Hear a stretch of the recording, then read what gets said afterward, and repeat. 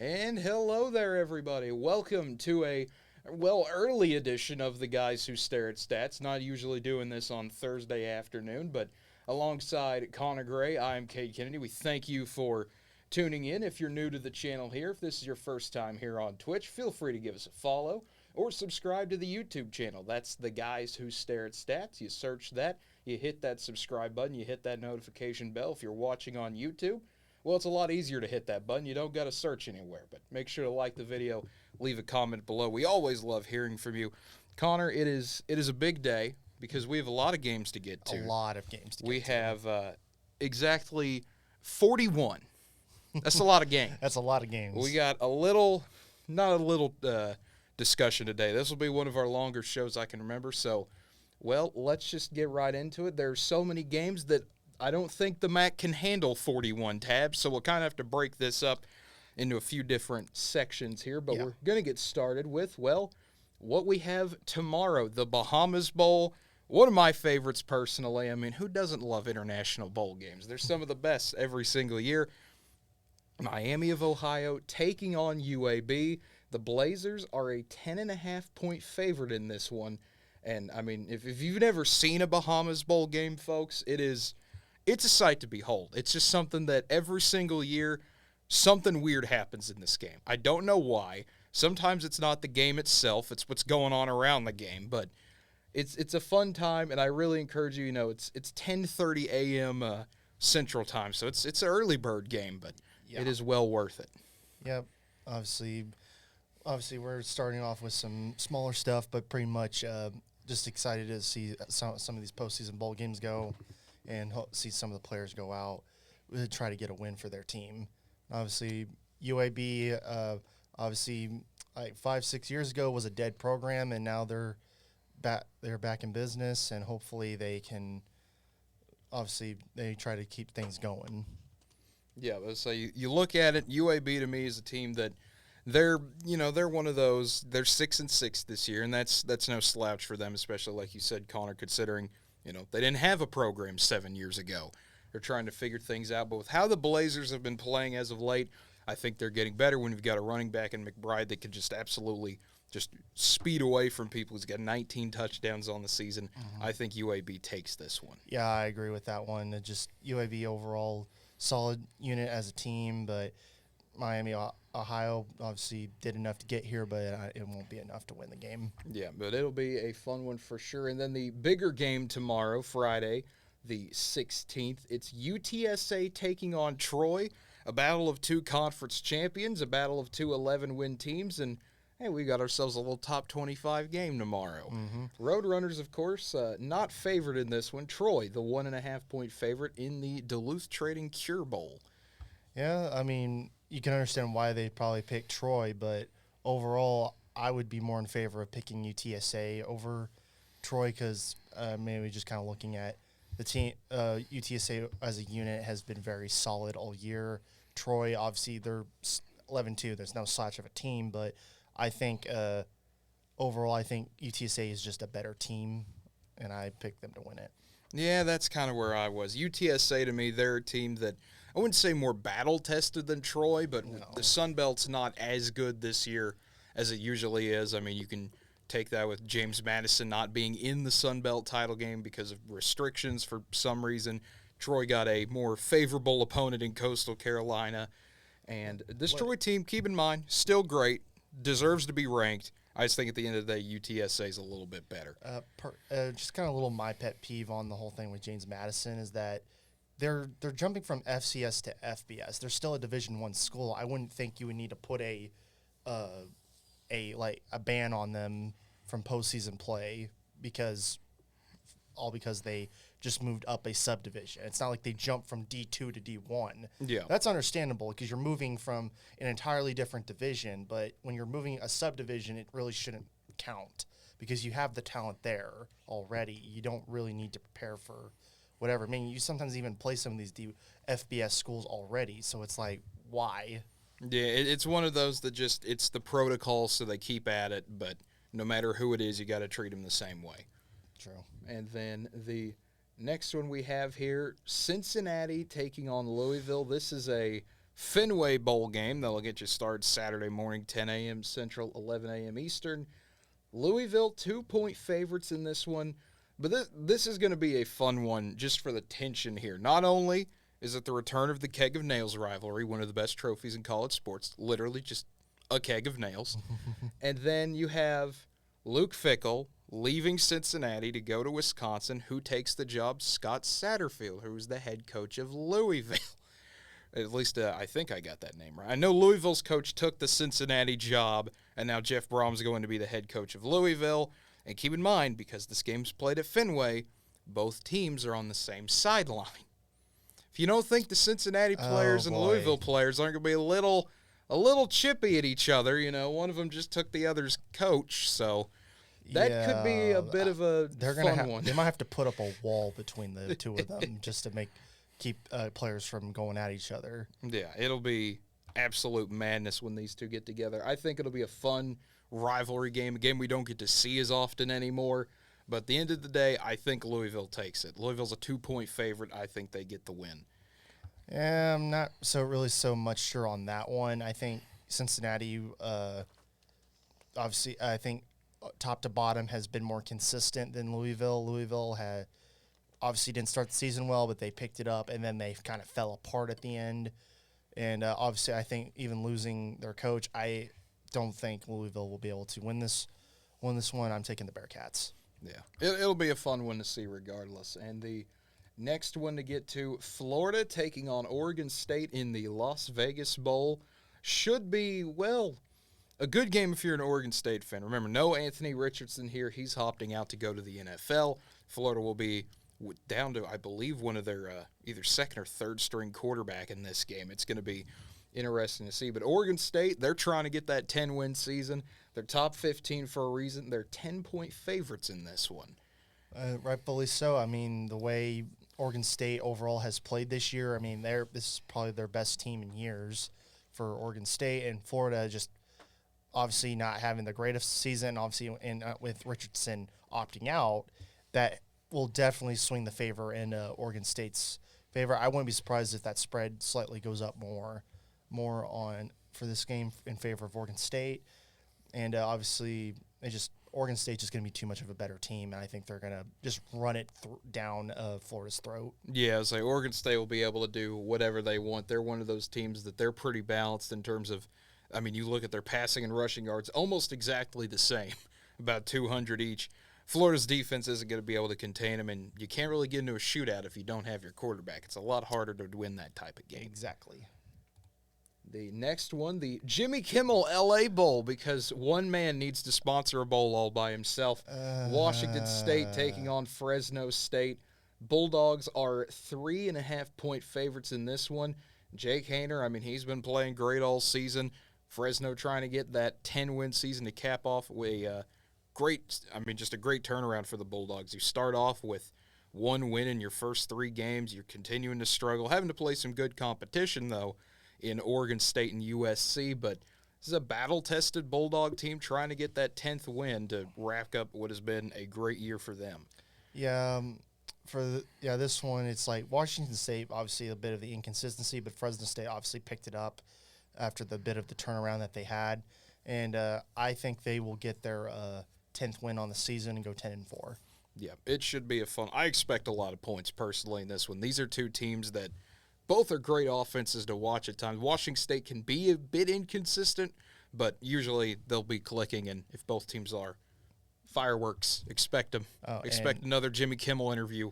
and also the Jimmy. I already hate this bowl already because it's sponsored by Jimmy Kimmel. Well, I mean, when you had an entire quarter last year devoted to random segments with him and Guillermo, that was kind of odd. I don't know if they'll do that this time, being a 2:30 game. Last year it was the primetime Saturday night, but we'll have to see what happens there. I'm sure someone thinks it's funny. Clearly not one of us. But Rice taking on Southern Miss in the Lending Tree Bowl. Another Saturday game. Southern Miss 6.5-point favorites. Rice, the 5-7 team, getting in this year because they got them good academics. They are here to play school. It's like they do have good standards for their education at Rice. So, but Southern Miss obviously had a mix season. Once again, luckily they were able to have what a quote unquote winning season to be able to make a bowl game. Rice, obviously, great academics to get there. Still a decent team, but obviously they have not played well in their last 5 games, only winning 1 of 4, while Southern Miss is won 2 of 5. But this one, I really don't. It's really just a coin flip for me, but I'll pick Southern Miss to win. Yeah, Rice has been on a bit of a slide their last few games. They're 5-7. They'll be excited to be here. They'll put up a fight for sure, especially that first quarter. You'll see a lot of energy. You always do with these 5-7 teams that come in. But I think over the course of the game, Southern Miss will hold on, and we'll see the Eagles get a big win. The Golden Eagles, I should say, in a battle of the birds. The next one, the New Mexico Bowl. SMU taking on BYU. You look at that over-under, I think that's the highest one we've seen so far, Connor, and, well, there's a reason why. These are two offenses that both average over 31 points a game, and their defenses both give up about 30 or more a game. These are two high-flying teams, but my goodness, both teams, I mean, having a season that you really thought you could be better, both have turned it on here at the end. I mean, SMU winning 4 of their last 5, your only loss getting blown out by Tulane. BYU, you've won your last 3 in a row. You're trying to continue to turn things around. It's going to be a fun one. I believe the first time the New Mexico Bowl's been a Saturday night game. Yep. Actually, you're right about that. But yeah, for BYU, you want to get this final win so you can at least have something going into the Big 12 next season. And then SMU, obviously not the season they would have liked. Obviously, not having Sonny Dykes as your coach anymore will really do that. So, wait, who was? Yeah, Dykes. Okay, I want to make sure I got that right. I was like, wait a minute. Yeah, so Dykes went from SMU to TC. I want to make sure I didn't mess that up right there. But yeah, so this one, obviously, once again, you could probably just flip a coin and see who would win. But I'd say BYU has probably had a lot more disappointment, especially with the talent that they have. They should at least probably have a slightly better record than what they have. Obviously, there were predictions that BYU would be at least a 3, at worst a 2-3 loss team. Instead, they have 5 losses. SMU, obviously, some of the talent that they had, it's not necessarily there anymore, but they still made something out of it at the very end. I'm going to go ahead and pick SMU. I think they're in a much better spot. Obviously, your only loss was against a great Tulane team, and you've been able to pretty much beat up or take a win over everybody else, and I think BYU just won't be able to answer. Yeah, it'll be one of those that you look at it. These are two teams just trying to end the year on a positive note. SMU's 3.5-point favorites. I think that's for a good reason. Tanner Mordecai will have a lot of fun in this one. I think BYU's a more battle-tested team, but SMU has a more offensive capacity, I guess is the best way to put it. Yep. Their offense is a bit higher. BYU will expect a shootout. They'll get it. But at the end of the day, I just trust Mordecai's arm a bit more. Mm-hmm. And then the next one, the Frisco Bowl, returning with North Texas taking on Boise State. North Texas, well, not too far of a drive from Denton to Frisco, getting the home field advantage there. But Boise, a 9-4 team, you could not come up with the Mountain West Championship, losing that one to Fresno State. But other than that, the Broncos still having a solid season. Yeah, well, Boise State still, obviously, I think they had more of a rebound after the last couple of seasons that really have been a disappointment for them, having mediocre records, and I think they're in the right direction of getting back to being one of the better group of 5 schools, and that's really all you can really say for them. North Texas, obviously, great job for them of getting here, but there's a reason why that spread is a 10.5 favor of Boise State, and I'm going to go with the Broncos to take this one. Yeah, I think Boise State takes this one. North Texas, they're still trying to get everything reshuffled for next year. You got a new head coach coming in again, and Coach Morris. It'll be interesting to see how the Mean Green play in this one. I think, once again, it'll be kind of similar to the Rice game we talked about earlier. North Texas will play good they'll come out strong, but I think over the course of the game, Boise State takes over and wins. The next one, the Myrtle Beach Bowl, the first of kind of the first bowl game to get its own day to itself. Marshall taking on UConn. Jim Mora, I mean, what a job he's done taking UConn to a bowl game, even though they're an independent. Doesn't matter. You got the 6 wins, you're here. Now, the Huskies are a 10.5-point underdog, Marshall is a good team that's won their last 4 in a row. They've beat App State. They've beat Georgia Southern, who are not having their best seasons by any means, but are still traditionally good teams we think of. And UConn, I mean, they beat Liberty. They beat Boston College. They're going out there beating some teams trying to become the team of the Northeast again. Yeah, they're trying something right there. I mean, UConn obviously just the turnaround that they've had after practically a decade of self-destruction and mediocrity. It feels like. I'm not saying like the early part of the decade was like they weren't awful, but they were mediocre, and then they got to even being worse, and they're back to the point where, hey, they can make something out of this and actually do better. And even though UConn has done a great job of getting here, the Thundering Herd have just are at a position where they're just a much better team from a personnel standpoint, and I think they'll take the win. Yeah, this is one where, it's UConn. Congrats for getting here. Now you got to play Marshall. Exactly. It's a winnable game for UConn, I think, if they can play their best football. But it's a bowl game. I don't know usually if you play your best football in a bowl game 100% of the time. Well, I will say for a school like UConn, it matters a lot to them. So it does. So they're gonna give it their best shot, but I don't think it'd be enough. Absolutely, it'll be a fun one to see though. Marshall's defense is a hard unit to deal with, and I think that's what helps the Thundering Herd get the win. The next one, the famous Idaho Potato Bowl. Who does not love seeing our good friends, the Spuddy Buddy, up at Boise? Because San Jose State and Eastern Michigan coming to town, both 4-loss teams. Spartans 3.5-point favorites in this one. In a game, I mean, you look at it again, both offenses pretty similar. 360 yards to 356, 28 points to 27. Two pretty evenly matched teams here in Boise. Yeah, offense and defense are practically almost identical statistically, with some might have a slight difference. Obviously, rushing, San Jose has done only like over 30 yards better than Eastern Michigan, but that's still a lot of yards you're giving up right there on average. So both teams, I mean, if looking at their last 5 games, I mean, Eastern Michigan looks like they've had a much better time than San Jose, but San Jose is still a decent team. Obviously, if you're getting more than around 7 or more wins, you're still a decent team. You don't want to underestimate. So, and obviously Eastern Michigan with their 8-4 record, I'd say this is going to be one of the games that you might want to at least watch. But I think I'm going to take Eastern Michigan because I think they're just a more sound team. Yeah, this is one of those. Well, first of all, one of them you might want to watch. Sir, if you're not watching every bowl game, you got issues. You got to watch all 41. You got to embrace the sickos lifestyle. But I think I agree with you, Connor. Eastern Michigan, I think, will win this one. San Jose State, the only thing that concerns me, they're not a big running team, only 92 rushing yards a game. That is Eastern Michigan's weakness. When you match week against week, well, you give the benefit of the doubt, I think, to Eastern Michigan there. And so that's why I think the Eagles will get the win. The next one, the Boca Raton Bowl. Liberty taking on Toledo, a battle of 8-win teams. It's Liberty at 8-4 versus the MAC champion Toledo. And, I mean, the Rockets got a 17-7 win, a game where, yes, Ohio had their backup quarterback. The Rocket defense still showed up.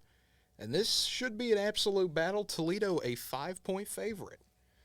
Yeah, Toledo overall has had an up and down seemed like up and down season, but they managed to do enough early on to get themselves to where they could be in the championship game and won it against a really good Ohio team. So, and Liberty obviously had their little faltering after they lost to UConn and proceeded to lose to Virginia Tech in a close one and then get blown up by New Mexico State. That's not very good for Liberty's resume overall, and I think Toledo is in a much more sound spot, ready to go. Yeah, Toledo, to me, this is a game of momentum, and why I think Toledo will take it. They're coming off that big win. They just won the MAC title. They're feeling good about themselves. If you're Liberty, you lost your coach. Hugh Freeze is now at Auburn. You've lost 3 in a row. Everything seems like it's starting to crumble about, and it's going to be hard to get back and still have to play a game. Yes, you have the new momentum. You've got a new coach coming in. All of that will be good to see, but still I think Toledo takes it and caps off a great season. The next one, the New Orleans Bowl, Western Kentucky taking on South Alabama. The Jags 10-2 this year. They're having a fun season. They've won at least their last 5. And if you're Western Kentucky, you've had an interesting offseason already. Austin Reed, your starting quarterback, entering the transfer portal, leaving the transfer portal to come back to the Hilltoppers. So he still believes in this team. I mean, Western Kentucky, folks, they're an offense that it just seems year in and year out continues to put points on the board. But Vegas doesn't really care about that because South Alabama's a solid team as well. That's why the Jags are 4.5-point favorites. I mean, defensively, South Alabama has played, I'd say, overall a lot better. They're giving up only 304.5 yards, while as Hilltoppers are like only 19 yards away from giving up 400 defensively. I think, offensively, the Hilltoppers are statistically are better than South Alabama. I think South Alabama from top to bottom is a more balanced team, and that will benefit them more, as I think they'll be able to slow the Hilltoppers down enough to where the Jaguars can win. Yeah, this will be one, if you're Western Kentucky, you want to turn this into a shootout, get a little bit more comfortable where you're used to being.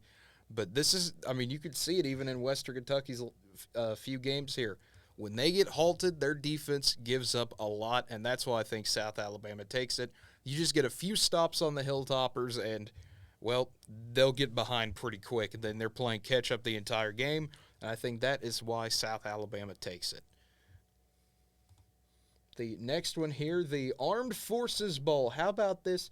Baylor having to play in Amon G. Carter Stadium, got to play at TCU Stadium. Always weird if you play a bowl game at your rival stadium there, but Baylor taking on Air Force should be an intriguing one. Air Force, a 9-win season for the Falcons. Baylor, of course, not the season you wanted to have. Dave Aranda going to be more in charge of the defense, I guess, this year. That's what he did in 2021. They had a defensive coordinator this year. That didn't work out. They fired him, so Aranda, this is the beginning of the turnaround. If you want to build momentum for next year, you got to win this game.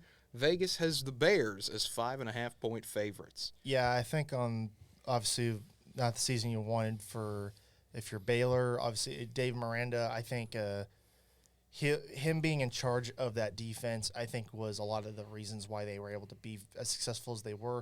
As soon as he let go of control, his coordinator wasn't doing the things that they wanted them to do. So obviously I think it was a good idea. It was the right decision to go back to it and just see how that turns out. And hopefully if you're a Baylor fan, that works out for you.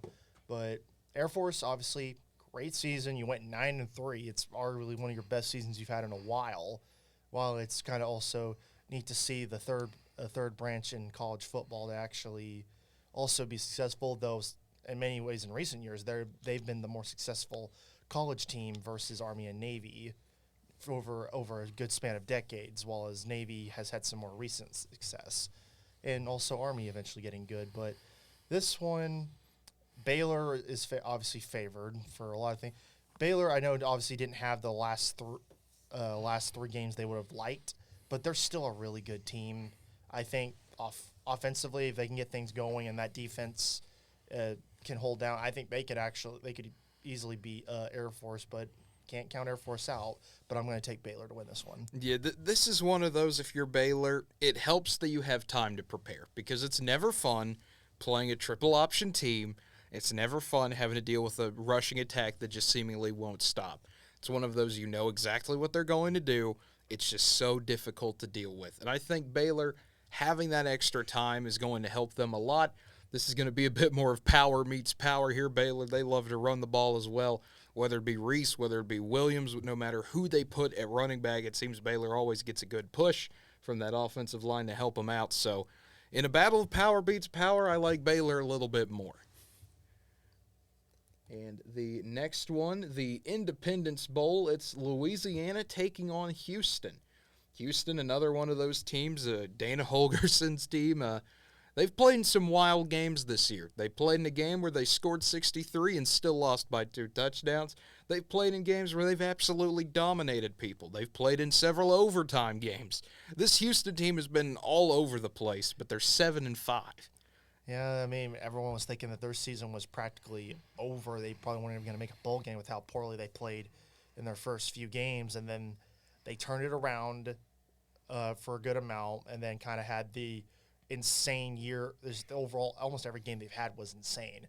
They had a major comeback against Memphis earlier in the year that they should not have completed, but they did, and then had some, like you said, they scored 63, but still ended up losing to SMU, and then obviously their last game against Tulsa is not necessarily something they would have liked to see, but then they had games against ECU, who has been trouble for other great teams in their conference. All of a sudden, they just blow them out.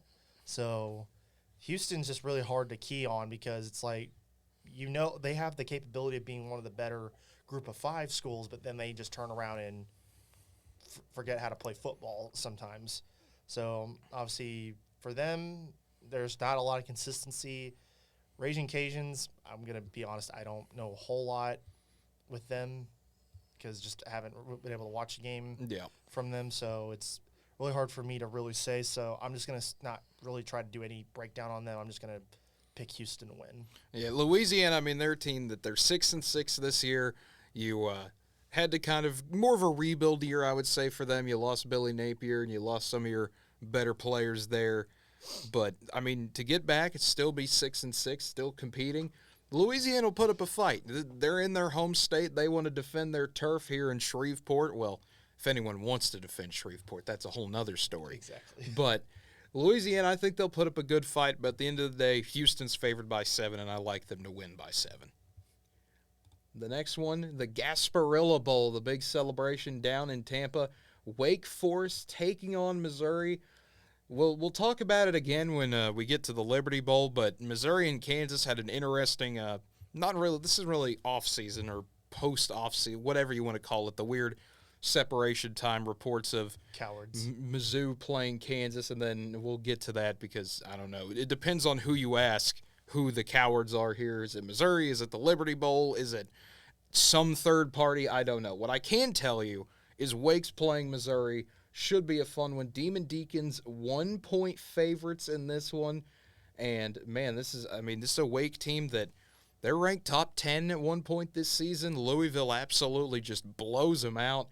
And then a downfall for Wake as they just continue to lose. They're able to get in shootouts, but not able to win a whole lot of them.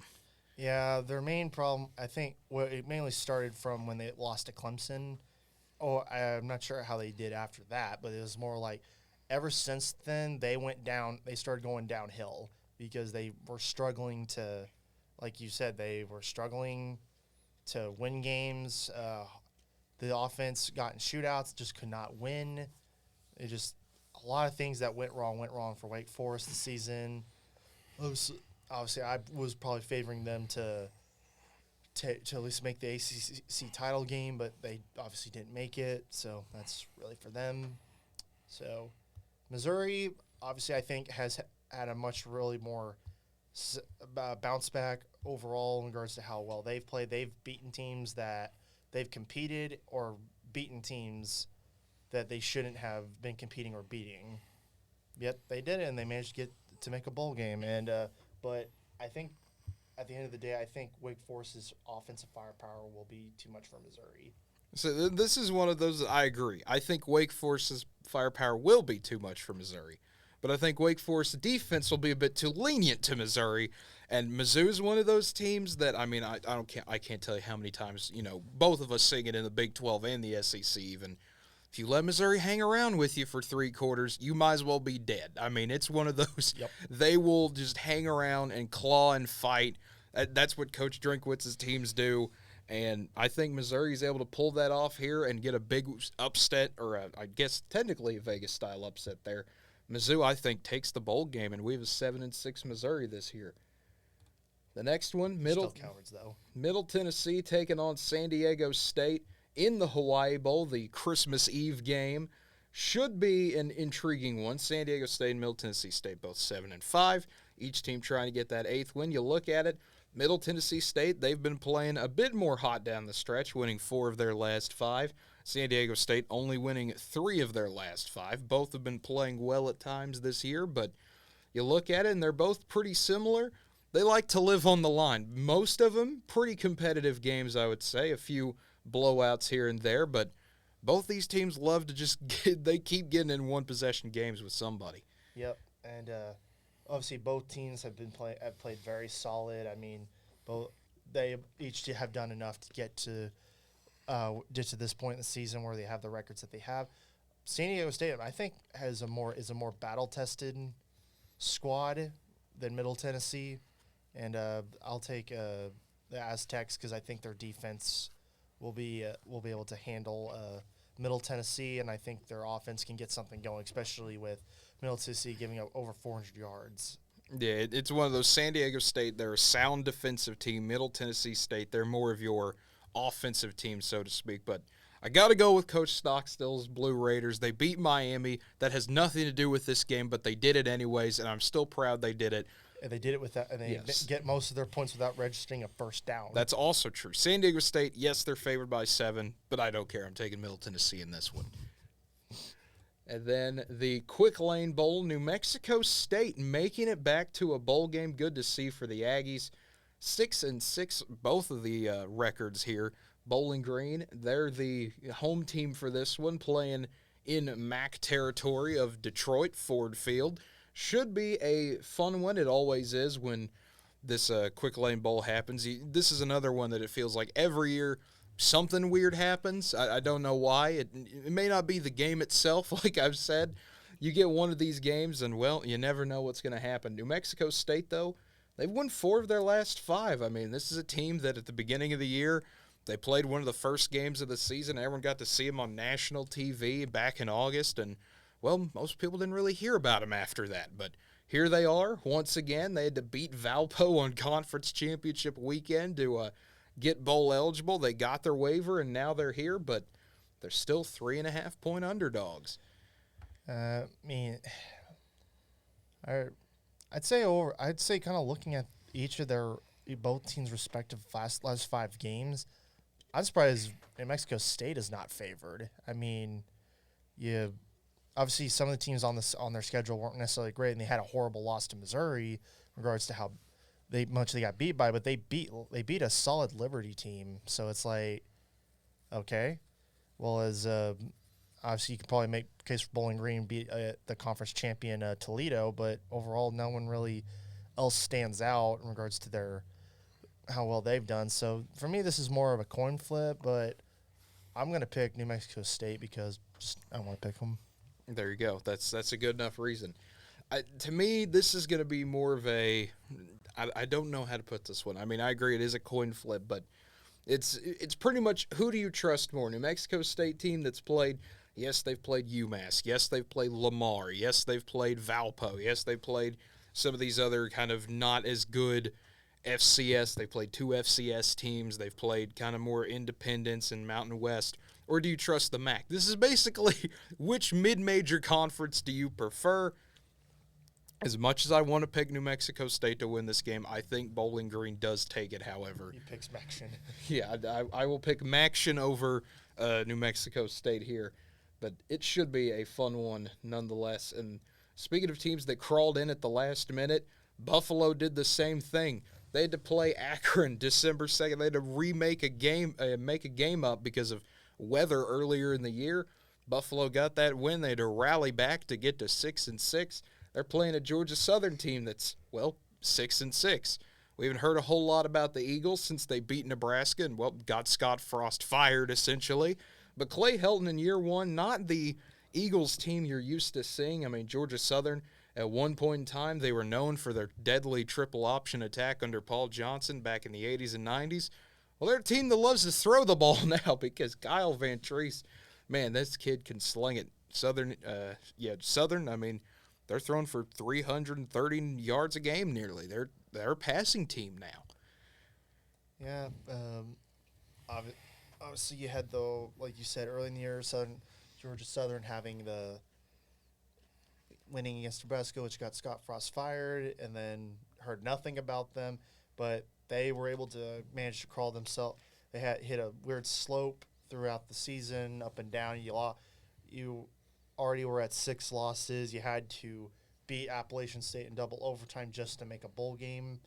And obviously the deadly offense is one thing, but your defense gives up almost 500 yards.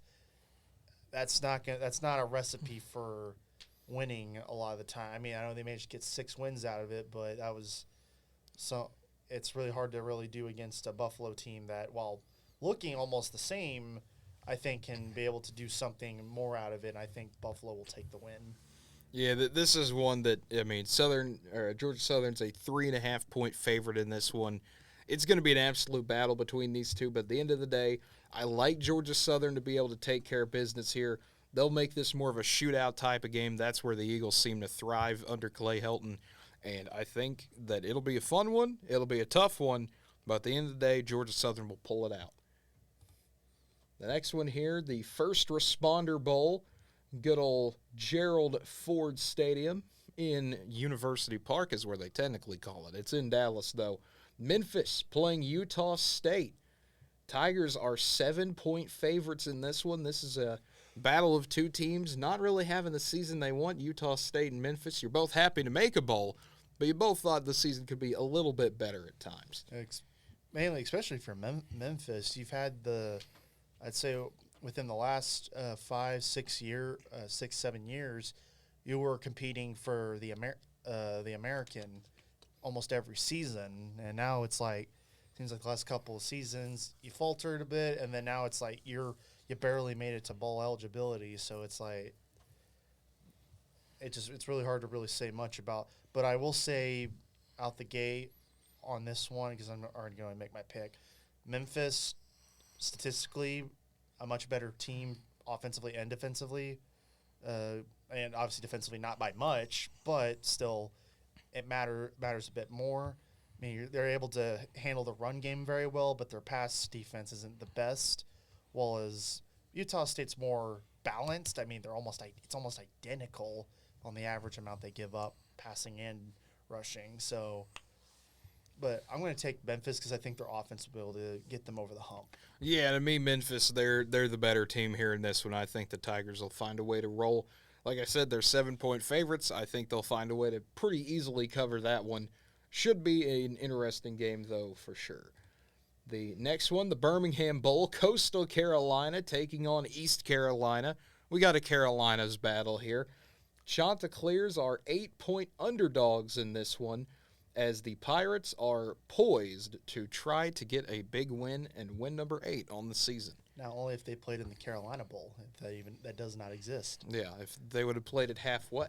Yeah, but obviously, Coastal Carolina was on a trajectory of an amazing season, but obviously the last couple games they faltered, especially getting blown out by James Madison and then pretty much getting whipped by Troy.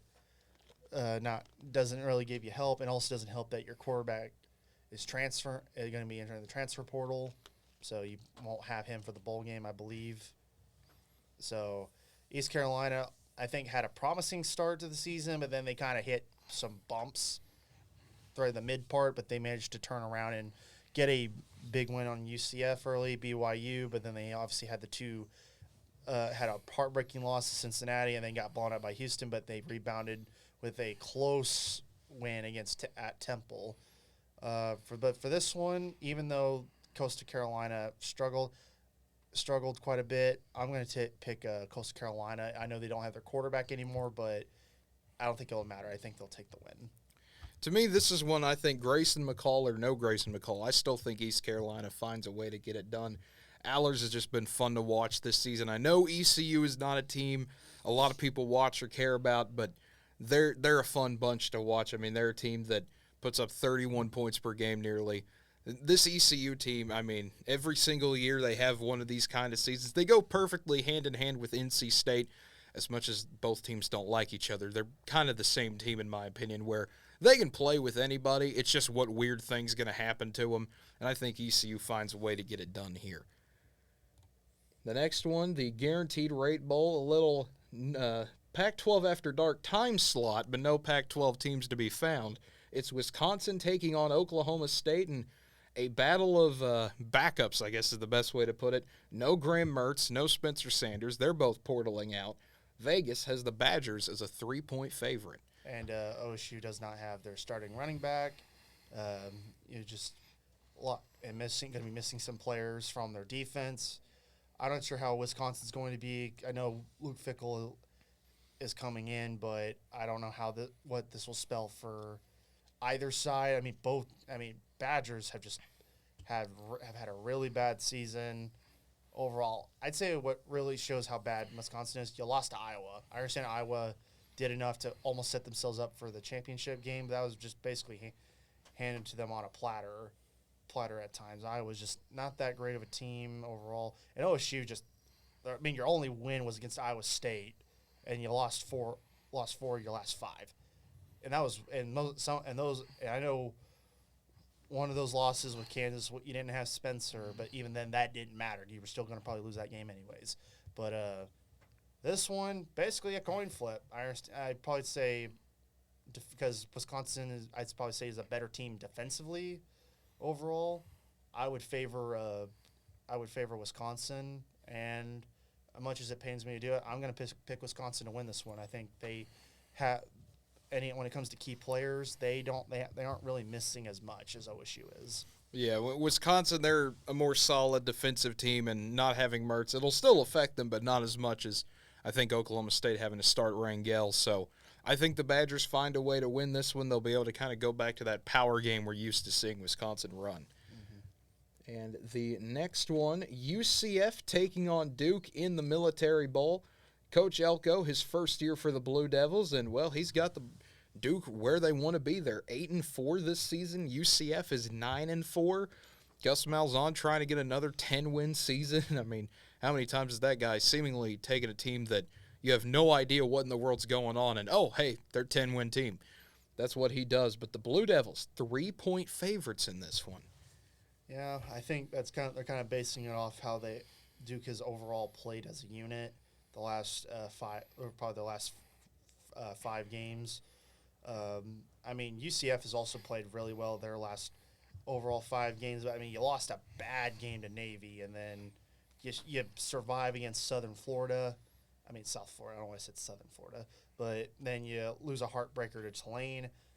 I believe Blue Devils are momentum-wise in a better spot than UCF is, and I'm going to pick the Blue Devils. Yeah, I think Duke's a more all-around solid team than UCF is. And if John Rice Plumlee is still hurt or just not 100% like he was in the American Championship game, I think that helps Duke as well. Yep.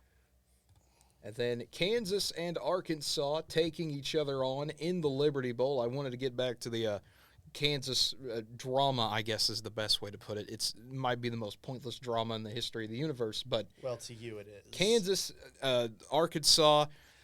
Brett McMurphy reported that Kansas was supposed to play Missouri, and Missouri turned the game down. The head of the Liberty Bowl, so their group that controls that, said, no, we wanted Kansas, Arkansas the whole time. Missouri said we'd play anyone, anytime, anywhere. No one knows what's going on. Missouri people are saying, hey, it's not us. We've been trying to schedule them for 10 years. Kansas has said, hey, we're trying to play you guys. What the heck are you doing? No one knows, but what we do know, it's Kansas versus Arkansas. Maybe we're going to figure out how to finally spell this one. I don't know. Winner gets Ark City. Let's settle it at that. But Hogs are 3-point favorites, and this should be a battle. This one, I mean, this is going to be a fun one. Yeah, this one's going to be a battle between two teams that are just trying to at least get that 7th win on their resume. And Kansas obviously had a start to the season that seemed very promising, that they were going to do better, get more than 6 wins, but sadly they were only able to get their 6th win in their last 5 games. Just obviously not the season they would have liked, or at least how they wanted to end it. I would say, I don't know. I think I'm talking about how they wanted to end it. Yeah, I know. I'm like, I know. I'm just saying, if you told a Kansas fan they're going 6-6, they would have looked at you like you're a crazy person. But yeah, but I mean, obviously any Kansas fan is happy that, hey, we finally made a bowl game for the first time in forever, and they're in the right direction of where they want to go.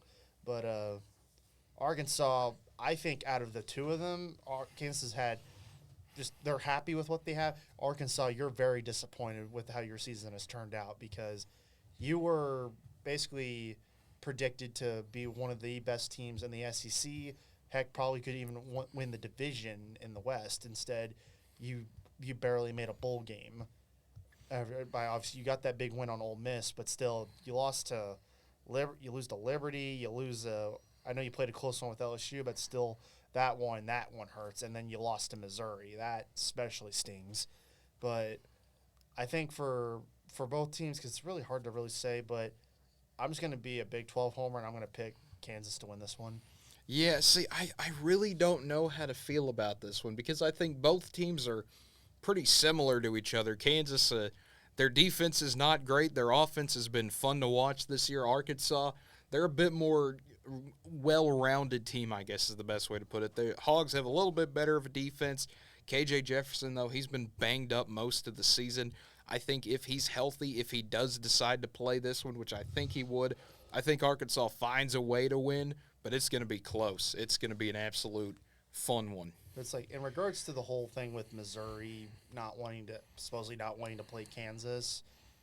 I mean, this is also the same Missouri school, same Missouri University that said we love the Big 12 and proceeded to right after saying that go to the SEC. Well, so, to be fair, they thought the conference was about to implode. They saw A&M and Nebraska and Colorado getting out, and thought everybody was getting ready to bolt. The main thing was they said that we were with the conference despite what was happening, and then immediately bailed at the last second. They basically went back on their word on a lot of different things. Missouri, I was always hoping to see them fail, and I'm glad they're in Missouri. And I will trust Kansas' word over Missouri's, and I believe Missouri is a bunch of cowards. And I don't know. I think if Kansas and Missouri, it's the same thing with Texas and A&M. Just play each other already. I don't care who's right, who's wrong in the situation. Just put them together on a field and let it happen. That's where I stand on it. It's gotten to the point where it's like, listen, do I think that Kansas is in the wrong here? No. Do I think Missouri's in the wrong here? No. Both of them had their reasons. Missouri's is always in the wrong. I disagree. If I was Missouri at the time, I don't blame them. But Oregon taking on North Carolina in the Holiday Bowl. Loyalty, that's the problem. That's true. I don't. Oregon taking on North Carolina. 14-point favorites are the Ducks. Bo Nix, Drake May. Could be a fun quarterback battle if both end up playing this one, but we'll have to see. Ducks, Tar Heels, I mean, they both had brutal ends to the season. Both of them having great opportunities set up for them. We both thought, hey, this could be a fringe playoff game if enough chaos happened, but instead they're meeting in the Holiday Bowl and a rare Fox night game. Hey, what do you know? Gus Johnson calling a night game. It's almost like they should do that more often. Nah, you try to get Fox. You really want Fox to do that? Fox would ban Big Noon kickoff. That's all I'm saying. Nah, why would you want to compete with ESPN when you can literally get all the viewers you want at noon when no one wants to watch a noon game? Because it's a coward's way out. Air the best games at night. Yeah, good luck trying to convince Fox of that. This one, I'm just going to be straight up. Oregon's going to roll over North Carolina. North Carolina is just, it's like May has just overall fallen apart. On regards to quarterback play, he's really struggled the last few games. I mean, their last game, they got blown out by Clemson, and Oregon also has a solid defensive unit when they actually play very well. I'm going to take Oregon to win this one. Yeah, I think Oregon runs away with it. The Ducks are 14-point favorites for a reason here.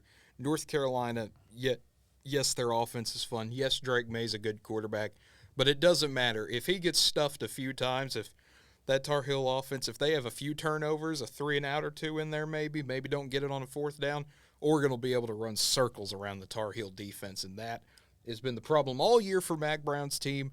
Congrats on a 9-win season, though, for North Carolina. I mean, great, fun team to watch, but it's been a brutal end of the season for the Tar Heels, and I think it only continues for them. The next one, Texas Tech taking on Ole Miss in the Texas Bowl. And this is another one where Ole Miss, 3.5-point favorites. Texas Tech, though, they're riding high. They've got their last 3 wins, able to gut them out, beat Kansas, Iowa State, and Oklahoma. Ole Miss have fallen apart. I mean, at the end, yes, Alabama and LSU were kind of expected games looking back at it in hindsight, but Arkansas and Mississippi State were rough ones to lose. Mm-hmm.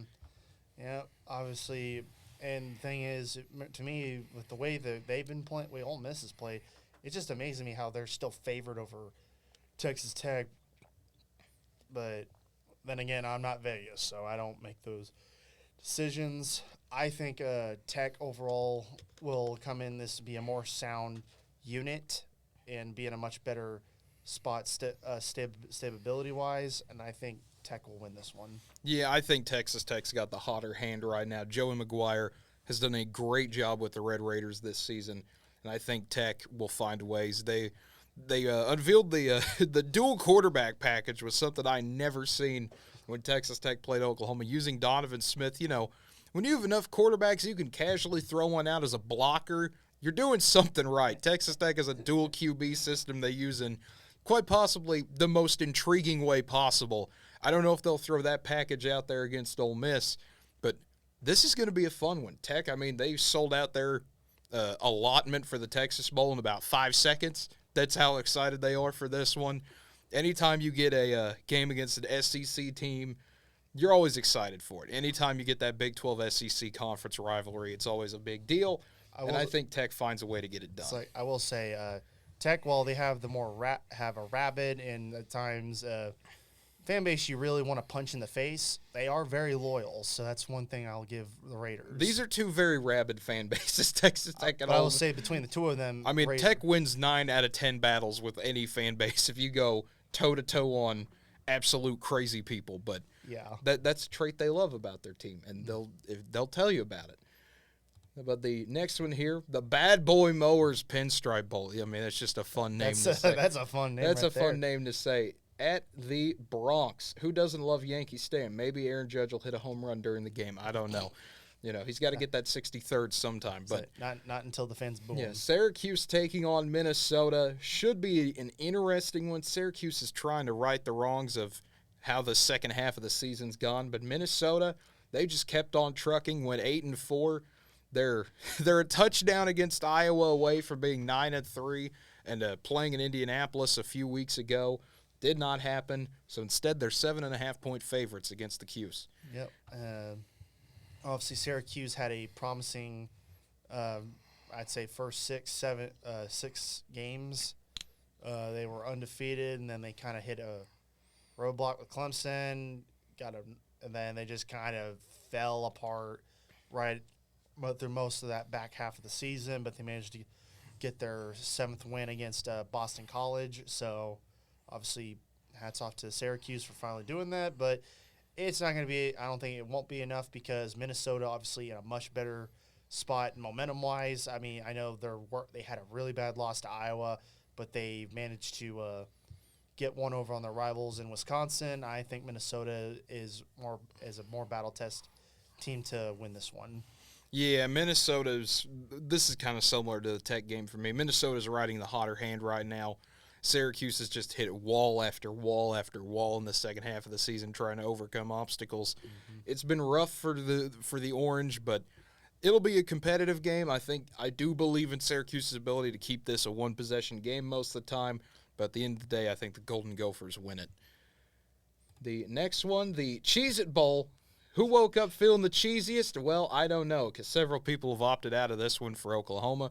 Florida State, the complete opposite. They want that 10th win, and they want it badly. Florida State, 7.5-point favorites here. Oklahoma going to be without Eric Gray, so it's going to be, and doesn't help when you have 60% of your offensive line out as well.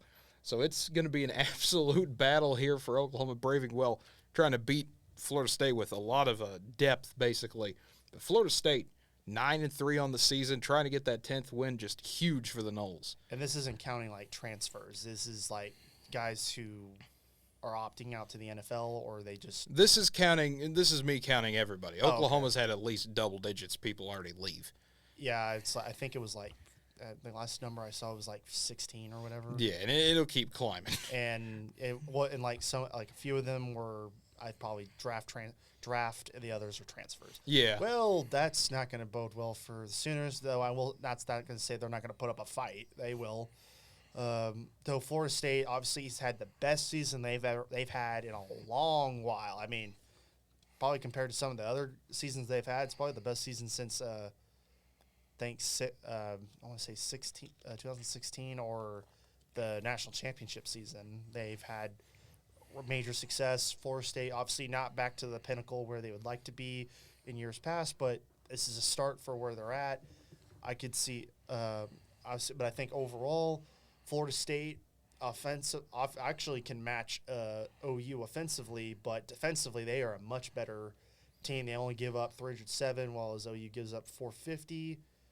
I think, obviously, looking at stats, it favors Florida State, and since they've hardly had anyone opt out, or whether it be draft or transfers, I know that's not saying they haven't had, but Florida State, I think, from a personnel standpoint, is the better team, and I think they'll take it. Yeah, Florida State, just to throw fun records out here, Florida State is undefeated in the Cheez-It Bowl. This is their 4th appearance in the game. They wake up feeling the cheesiest every time, even back when it was the Russell Athletic Bowl. Oklahoma has only been here one time.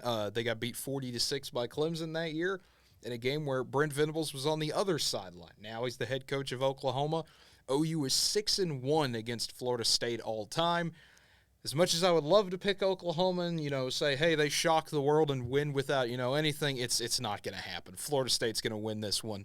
This might be a blowout. This might be a 20-point or more loss for Oklahoma. This is going to be a bad game. This is not going to be fun. I like how both of us have basically just picked against our teams. Yeah, well, we both kind of have that same feeling where it's like, this season, why did we watch football? Who invented this game? This is a mistake. The thing was, yours was like very early on, while as me was like, hey, we have some. Oh, okay, there goes our season. I mentally checked out after the TCU second quarter. I was like, I'm going to watch these games. I'm not going to have fun. I'm just going to hope that we win because that's all I can do, but this Oklahoma team, will things get better? Yes, but you got to roll with the punches, and unfortunately, there's one giant one saved up. This is several decades of anger about to be directed OU's way from Florida State. Especially, they still want payback from the national championship game from 2000, and also OU beating them in Tallahassee. Yeah, they want payback from OU beating them in the Natty, from blowing them out in Norman in 2010, from Kenny Stills running all over them in 2011. This next one, though, it might be, hopefully it's a better game, because Texas and Washington getting together in the Alamo Bowl. Horns are a 4.5-point favorite here at essentially the home game for them, but should be a great one. These are two offenses that can absolutely score on anybody. But at the same time, their defenses, depending on the game, have a lot to work with. Sometimes they don't. Yeah, I think I know I've said this before. Rush defense-wise, Texas can do a good job stopping. It's their pass defense that's really very questionable at times, where they struggle quite a bit. They call a lot of pass interference. This was something that will definitely help the Huskies out, but this game's going to definitely be a shootout. Obviously, why the over-under is 68. I would still probably try to pick the over on that one. But, you know what? Screw them. I'm picking Huskies to win this one because Longhorns down. And I think Washington actually benefits from a shootout more than Texas. Yeah, this is one where the Texas secondaries had problems all year stopping people. And you're going up against Michael Penix Jr. This is not a good matchup for Texas. This is one of the worst matchups they could actually draw in a bowl game, and they got it. Penix might throw for 450. It's that type of game. If he's playing, if he wants to, he might have an opportunity to do it. I don't know if Texas is going to have Bijan Robinson in this one as well, or Roschon Johnson, if they're both declaring for the draft or not. If that doesn't happen and Texas really can't get a run game going and you've got to rely on Ewers, oh boy, that's going to be a little bit more rough. But yeah. I think even if Texas is at full strength, if Washington's at full strength, if we're head-to-head, I think Washington still wins it. It's going to be a battle in San Antonio. The next game we have to go to, we've got to shuffle around. As I said, there are too many games, it almost feels like. But as I start to slowly flip some more games on, my goodness, it's one of the best times of the year. It really is. We're just keep going with all sorts of games. You got 41 bowl games. Just, my goodness, that is a lot.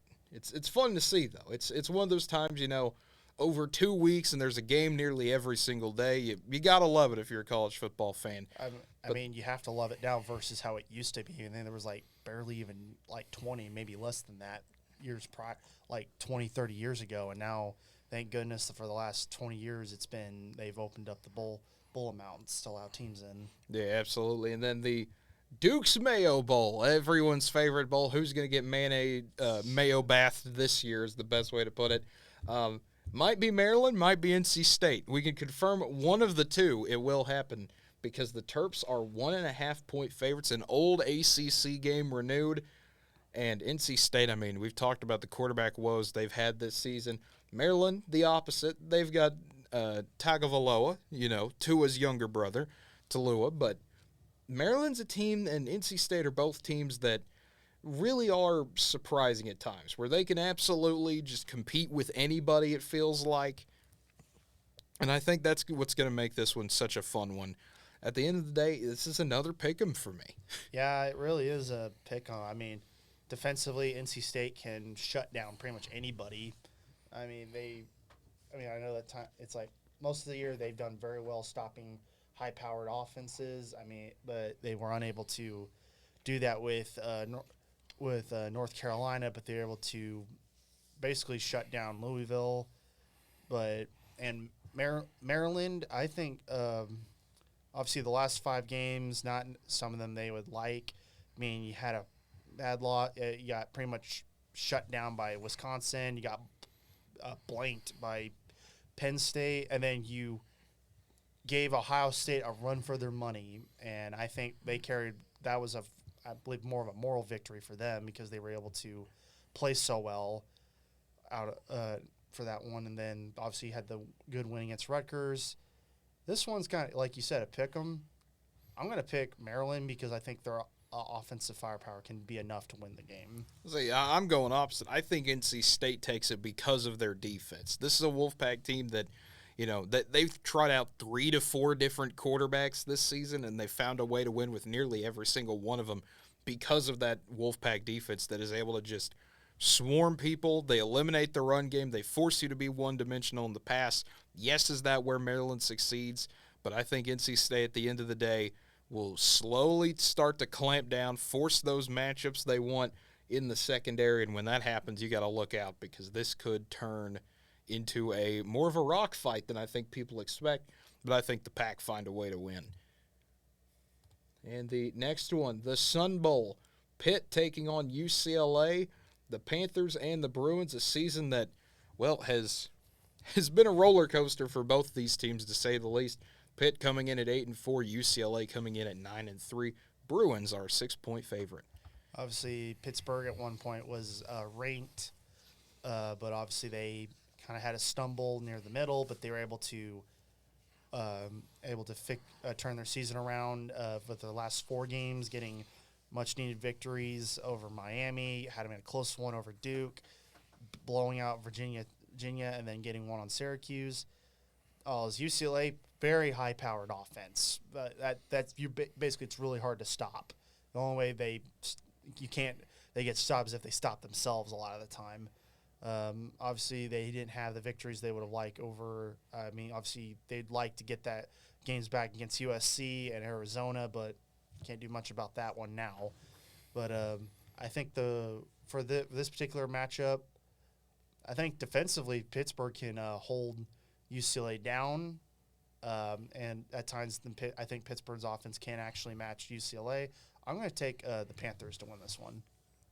Yeah, to me, UCLA, this is one of those that UCLA should be able to win this game, but their defense at times is just absolutely brutal to watch. That being said, though, I trust UCLA's offense more than Pitt's. I trust Pitt's defense more than UCLA's, so it's more of a wash there. But in a pick-em type of game, I'm going with the Bruins to get the win. The next one, Notre Dame and South Carolina in the Gator Bowl, a top 25 matchup here. Notre Dame and South Carolina, both similar stories. Rocky first halves to the season, but turning it on late when it absolutely matters. Notre Dame, they do it with their defense. They do it with their special teams.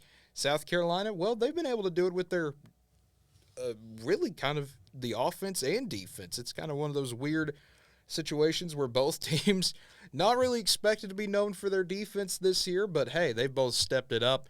Notre Dame with that special teams. I mean, I've said it before, and I'm going to say it again because it's a fun stat. Leading the country in blocked punts this season.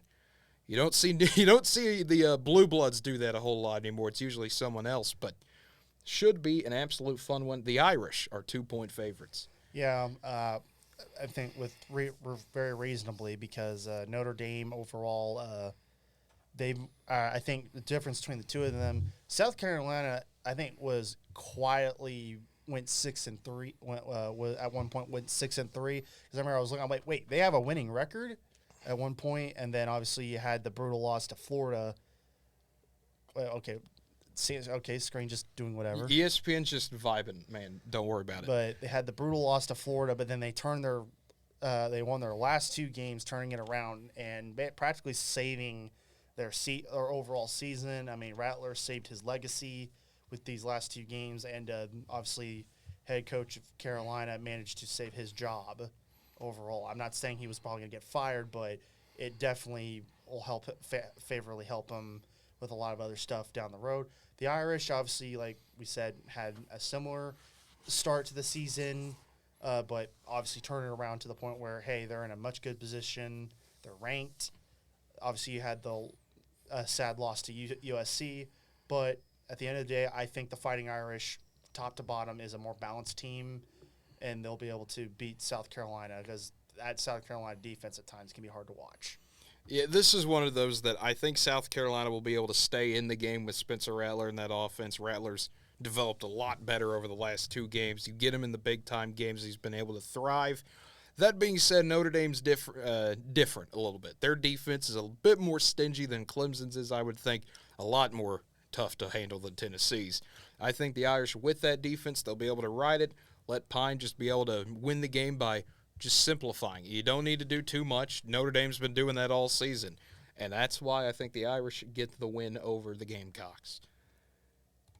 And the next one, the Barstool Arizona Bowl, the only game live streamed via Barstool, so much so that there isn't even a spread for this one because that's about where everyone feels with this game. This is going to be the game that like 8 people watch, which is sad because Ohio and Wyoming are good teams. Ohio still trying to be a 10-win team.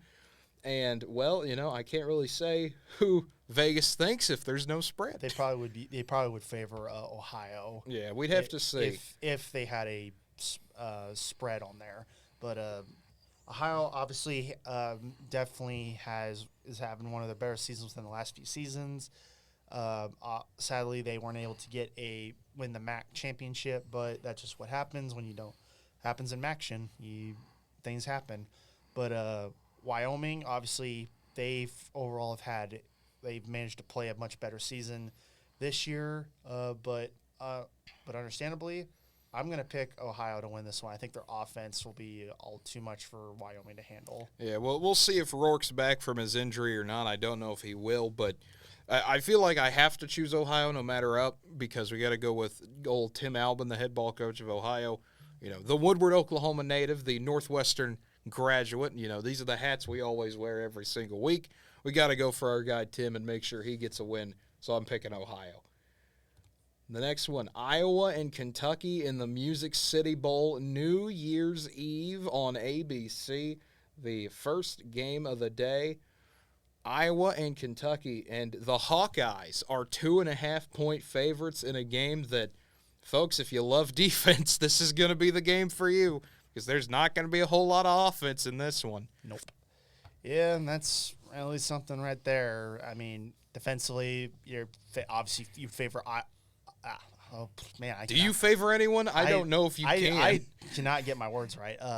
Iowa, obviously this would favor them defensively. Offensively, Kentucky's a much better team that way, but a lot of ups and downs with them. This is gonna be a low-scoring affair. Punting is winning. I'm gonna pick Iowa because they managed to turn their season around. With we count their last 5 games, while Kentucky's just had an up and down season. Yeah, this is one of the 2 7-5 teams. Iowa, though, They were molded into this. Ever since that 7-3 game against South Dakota State this year, you knew what type of team this was going to be. Kentucky, though, if I remember correctly, Kentucky's going to be without Will Levis for this game if he's going to the draft. Yeah, which I think he is. Don't quote me on that, but I think he is. If that's the case, that over-under, I might take, even though that's 31, that under, though, is still a possibility. I think Iowa does win it in a low scoring, and when I mean low scoring, I mean first to 10 might win this one. That's how, if you want a game that might set college football back 100 years, this might be the game for you. But the next one, the ReliaQuest Bowl, Mississippi State taking on Illinois. Both teams 8-4 this season. Vegas has the Illini as 2-point favorites in this one. Yeah, this is going to be the Mississippi State's first game without Mr. Mike Leach. God rest his soul. But I think the players for Mississippi State will be motivated to win this one for him. I know Illinois is a really great team. I mean, defensively, they have played pretty well against other teams, but I'm going to pick Mississippi State. I think they'll be able to get some points enough points on the board to beat the Illini. Yeah, this is one where, if you're Brad Bielema and the Illini, you're excited about an 8-4 season. This is not the bowl game you want to be in. This is going to be a somber start to this one, I would definitely say. But Mississippi State, I believe they'll come out and play motivated. I think even if the tragedies and stuff didn't happen, I still think Mississippi State wins this game. Yeah. Will Rogers, I think, is going to go out and have a fun day throwing the football. Mm-hmm. And the next one, LSU taking on Purdue. Purdue going to have a legend on the sidelines in this one. Drew Brees, the new interim assistant coach for the Boilermakers. No Aiden O'Connell in this game for Purdue. If you're LSU, you're trying to keep everything rolling, and that's why the Tigers are 14.5-point favorites in the Citrus Bowl. Yeah, with Connell being out, the game is gonna favor LSU more than it probably already is. I still would have favored them even if Connell wasn't playing. It was playing. Sorry, but. Again, my pick will be LSU. I think LSU will be like, we got to take our frustration out on someone after that SEC championship loss, and sadly, it's going to be Purdue. Yeah, so. I would say I think LSU finds a way to take care of business here. No matter who's starting for Purdue in this one, LSU is just the better team. Yep. As much fun as it'll be with all the fun, oh, look, it's Drew Brees on the sidelines, which he is allowed to legally recruit. How'd you like that to be a kid and Drew Brees comes to visit you? Oh, that'd be awesome. That'd be fun. But that will be an intriguing one there in the Citrus Bowl on January 2nd. And, well, that is every non-college football playoff / New Year's 6 bowl game. So we will see y'all next time. We thank you, as always, for tuning in. If you're watching this, you can subscribe to the Guys Who Stared Stats by clicking that subscribe button. It's pretty simple as that. Click that notification bell, like the video, and as always, leave a comment. If you're watching on Twitch or want to go follow us on Twitch, you can do that at twitch.tv/NWTV7. Same for Facebook, Twitter, and Instagram. That's NWTV7. For Connor Gray, I am Cade Kennedy, and as always, have a good one, everybody.